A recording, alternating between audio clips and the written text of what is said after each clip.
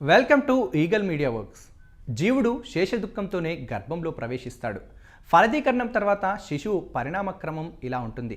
ఒక రోజుకు కలిలమవుతాడు, 5 రోజులకు బుడగ ఆకారం పొందుతాడు, 10 రోజులకు రేగుపండుల కఠినమైన మాంసపు ముద్దగా తయారవుతాడు, నెల రోజులకు తల ఏర్పడుతుంది, 2 నెలలకు చేతులు ఇతర అవయవాలు, 3వ నెలకు గోళ్ళు, రోమాలు, చర్మం, లింగం, నవరంధ్రాలు ఏర్పడతాయి, 4వ నెలకు సప్త ధాతువులు ఉద్భవిస్తాయి, 5వ నెలకు ఆకలి దప్పికలు, 6వ నెలలకు జరాయువు ఏర్పడి మావిచే కప్పబడిన శిశువు గర్భంలో దక్షిణాన తిరుగుతుంటాడు.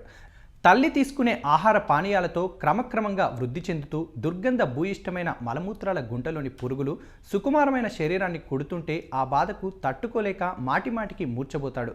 నరకయాతన, నరకానుభవం అనేవి జీవుడు మాతృగర్భంలోనే అనుభవించడం ప్రారంభమవుతుంది. ఆహారం ద్వారా తల్లి తీసుకునే లవణాది పదార్థాలతో సర్వాంగాలలో నొప్పి కలుగుతుంది. మావి పేగులతో చుట్టుకున్న శిశువు వక్రీభూతమై పృష్ఠ శిరోధరుడై తల్లకిందులుగా ఉంటాడు. పంజరంలో పక్షిలాగా గర్భంలో జీవి బందీగా ఉంటాడు. ఆ సమయంలో భగవంతుని దయతో పూర్వజన్మలో చేసిన పాపాలు గుర్తుకొస్తాయి. గత జన్మలో చేసిన పాపపుణ్యాల వల్లే ఈ జన్మ వచ్చిందని బాధపడతాడు. కర్మ ఫలితం అనుభవించక తప్పదని పరితపిస్తూ బంధభూతాలైన సప్తధాతువులు కలిగి భగవంతునిపై కృతజ్ఞతతో గద్గద స్వరంతో ప్రార్థించడం గర్భంలోనే ప్రారంభమవుతుంది. ఈ వీడియో కనుక మీకు నచ్చినట్లయితే లైక్ చేయండి, కామెంట్ చేయండి, షేర్ చేయండి అండ్ సబ్స్క్రైబ్ కండి. Thanks for watching. Like and subscribe Eagle Media Works.